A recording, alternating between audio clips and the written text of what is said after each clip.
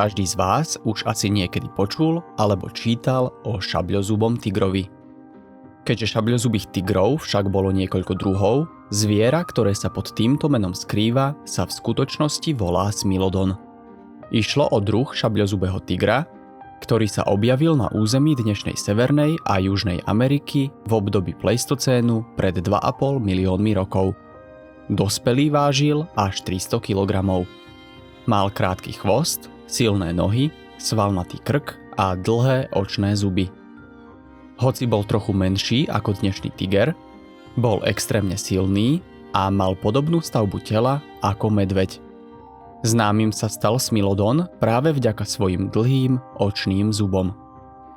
V prípade najväčšieho rodu, Smilodon populator, merali až 28 cm. Smilodon lovil pravdepodobne veľa druhov zvery ako bizóny, losy, jelene, americké ťavy, kone, obrie pozemné leňochody či mláďatá mamutov. Aj keď o tom nemáme priame dôkazy, niektorí vedci predpokladajú, že Smilodon lovil v svorkách podobne ako súčasní levy. Predpokladá sa, že na lov používal svoju veľkú silu prednej časti tela, keď korisť pritlačil k zemi a potom ju dorazil hlbokým zhryzom a prebodnutím krčnej žily alebo priedušnice. Jedna zaujímavá teória hovorí, že Smilodon sa mohol ukrývať v korunách stromov a čakal, až sa jeho korisť dostane pod neho. V pravý okamih potom zoskočil na chrbát svojej obete a zakusol sa hlboko do jej krku pred tým, ako mala šancu zareagovať. Niektorí vedci sa domnievajú, že vymretie Smilodona spôsobil koniec doby ľadovej. Keď sa skončila, zmenila sa vegetácia a zmenšil sa jeho životný priestor. Táto teória však nevysvetľuje, ako je možné, že Smilodon a jeho predkovia úspešne prežili veľa predchádzajúcich medziľadových dôb. Iní vedci si preto myslia, že keďže Smilodon vyhynul asi pred 12 000 rokmi, k ich vymretiu mohli buď lovom alebo zavlečením nejakej choroby do populácie šeliem prispieť práve ľudia.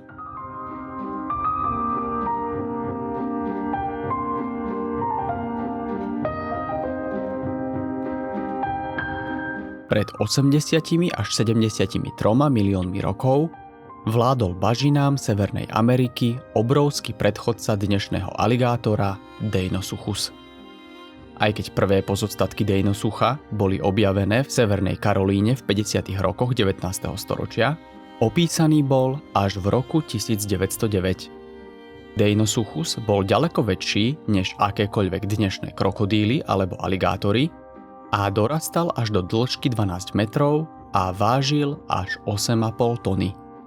Podľa štúdií paleontológov sa zistilo, že tempo rastu Deinosucha bolo porovnateľné s modernými krokodílmi, no pokračovalo po omnoho dlhšiu dobu.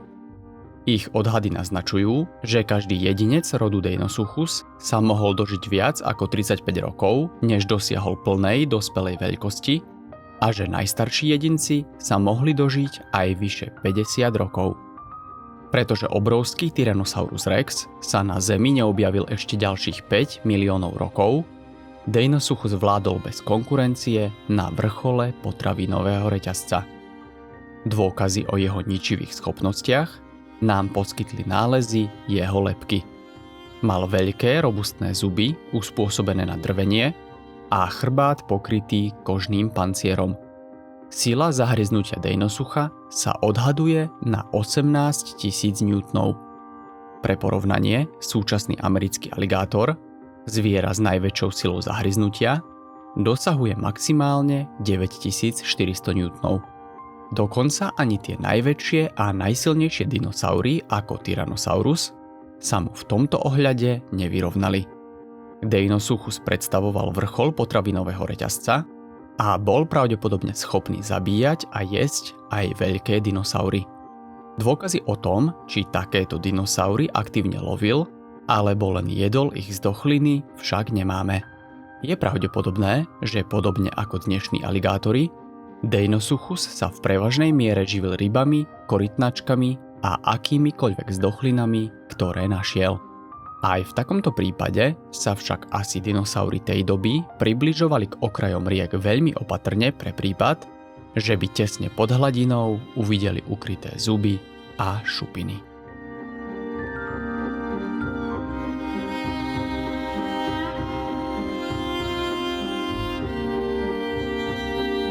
Hrôzu naháňajúce zvieratá nežili v minulosti len na súši či vo vode. Niektoré lietali vo vzduchu. To bol aj prípad Quetzalcoatlusa, predátora veľkého ako žirafa s 10-metrovým rozpätím krídel. Quetzalcoatlus bol obrovský pterosaurus, žijúci na úplnom konci vrchnej kriedy na území dnešného Texasu v Severnej Amerike. Je síce známy iba z niekoľkých kostí krídla, avšak predpokladá sa, že bol jedným z najväčších lietajúcich živočíchov, aké kedy žili. Jeho meno je odvodené od aztéckého boha Quetzalcoatla, ktorý mal podobu opereného hada. Quetzalcoatlus, podobne ako súčasné vtáky, mal duté kosti, takže napriek jeho veľkosti vážil len asi 220 kg. Veľkosť, do akej dorastal, mohla mať viacero dôvodov. Veľké zvieratá minú menej energie na presun na veľké vzdialenosti, vďaka čomu sa vedia krmiť na väčšej ploche a ohrozuje ich menej predátorov. Najpravdepodobnejšie však je, že Quetzalcoatlus, podobne ako iné pterosaury, sa vyvinul do takejto obrovskej podoby jednoducho vďaka tomu, že mu to jeho životný štýl a prostredie, v ktorom žil, umožňovali. Nájdené skameneliny naznačujú, že bol pokrytý srsťou, čo mu pomáhalo udržiavať si teplotu počas letu. Jeho veľkosť mu pravdepodobne neumožňovala vo vzduchu mávať často krídlami a toto obrovské zviera sa preto prevažne len klzalo vzduchom. Predpokladá sa, že nad zemou sa tak vedelo udržať až niekoľko dní. Existujú dokonca odhady, že Quetzalcoatlus vedel preletieť bez prestávky až 16 000 kilometrov, čo je vzdialenosť medzi Bratislavou a Sydney. Aj napriek týmto neuveriteľným schopnostiam vo vzduchu, toto stvorenie bolo aj veľmi impozantným predátorom na Zemi. Jedna teória hovorí, že lovil chodiac po zemi ako bocian a zdvíhal zo zeme zvieratá svojim takmer 2 metre dlhým zobákom. Iná zase hovorí, že Quetzalcoatlus lovil prevažne ryby tak, že sa vznášal nad hladinou a za letu ich zobákom vyťahoval z vody.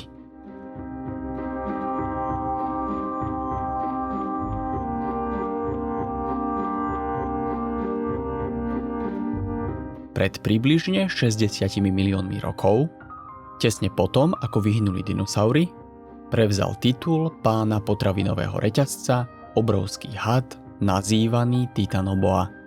Tento had dosahoval dĺžku až 15 metrov a vážil viac ako 1 tonu.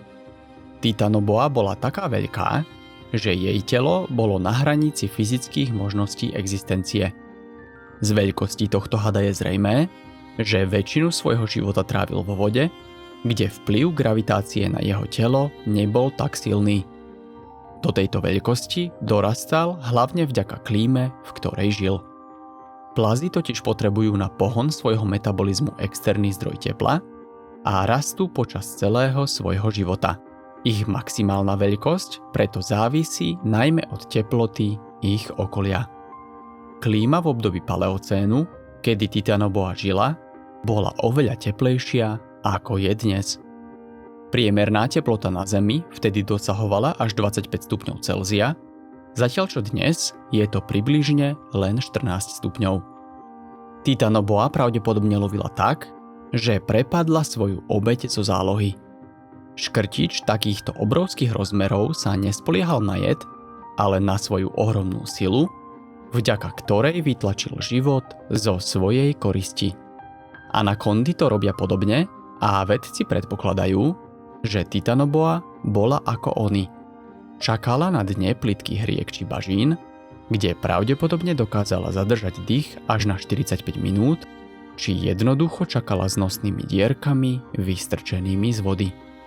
Inokedy sa zase možno zakopala do sedimentu hnijúcich listov a čakala, až sa jej obeť nevedomky priblíži. Jej útok bol bleskový a jej nemilosrdné zovretie tak silné, že korisť nemohla nielen dýchať, ale prestala v nej prúdiť aj samotná krv.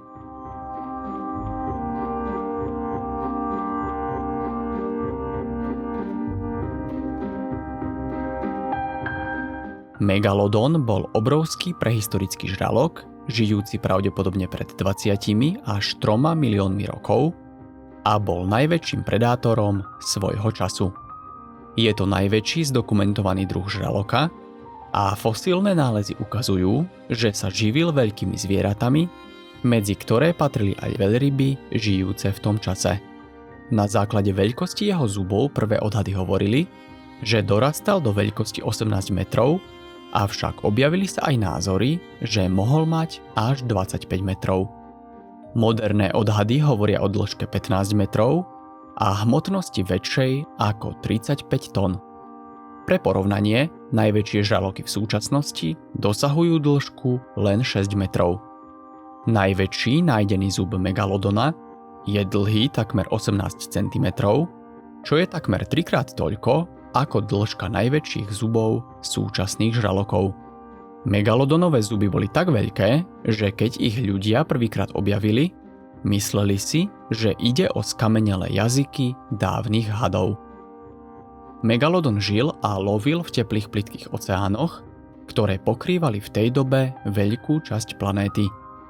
Vedci si myslia, že vyhynul na začiatku doby ľadovej, buď kvôli nedostatku potravy, alebo vďaka klesajúcej teplote. Objavujú sa však aj ojedinelé názory, že tento žralok môže stále žiť aj v súčasnosti, niekde v hlbokých vodách. Na podporu tejto hypotézy sa uvádza najmä príklad latimérie divnej, čo bola ryba, o ktorej sa predpokladalo, že vyhnula pred viac ako 65 miliónmi rokov. Neskôr sa však zistilo, že latiméria divná sa vyskytuje v hĺbke 150 až 700 metrov pri skalnatých svahoch s podmorskými jaskyňami, ktoré obmývajú morské prúdy. Názory, že megalodon by podobne mohol prežívať v hĺbkach oceánu, však vedci popierajú.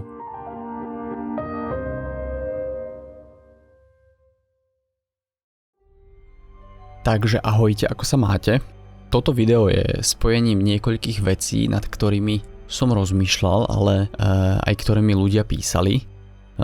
Viem, že som mal poznačeného megalodona, aj nejaké vyhnuté zvieratá, potom aj nejakých dinosaurov, takže som sa to rozhodol takto pospájať. No a myslím, že sa to celkom vydarilo a hlavne myslím, že vizuálna stránka je parádna. Veľmi som s týmto videom spokojný. Takže dúfam, že sa to páči rovnako aj vám. No a uvidím, že koľko lajkov tu necháte, aby som mal prehľad. Ak sa vám ale toto video páčilo ešte viac ako len na obyčajný like, tak to môžete kľudne napísať do komentáru. Ten môžete samozrejme napísať aj keď máte nejaký námet, alebo mi chcete len tak niečo povedať. Pripomínam, že premiéra nového videa je každý piatok o 6. večer. To samozrejme neplatí pre ľudí, ktorí ma podporujú na Patreon alebo sú členmi tu na YouTube. Tí si môžu nové video pozrieť hneď ako je hotové. Tentokrát to napríklad bolo zase v stredu. No a ľuďom, ktorí ma podporujú na Patreon, sa na záver chcem špeciálne poďakovať. V poslednej dobe dokonca aj nejakí pribudli, za čo som im veľmi vďačný, takže vítajte. No a všetkým vám veľmi pekne ďakujem za podporu. Ľuďom ako Milan Špiňar, Zuzana Merňáková, Jana Ševčíková, Vojta Šturc, Alenka, Kveta Semetová, Michal, Štefan Variu, Ondrej Grulich, Palko Tomášik, Pán Král, Tomáš Demianič, Deka, Kveta Nemetová, Patrik Šupol, Jiří Holeček, Tomáš Dokins, Michal Koreň, The Riddick, Matúš Ohanka, Honza Holomek, Tomáš Pas, Neschopný servisák, Jakub Hout, Robert Dobrý, Fritol na cestách, Juraj Bekes, Oh Yeah, Your Darkshine, Adam Rác, Metro, Štefan Foltan, Dia VB, Tomáš Ištok, Itolovec, Maskot, Erik Harris a Joseph. Ďakujem vám ešte raz aj všetkým ľuďom, čo toto video dopozerali až do konca. Verím, že sa vidíme aj o týždeň a čaute.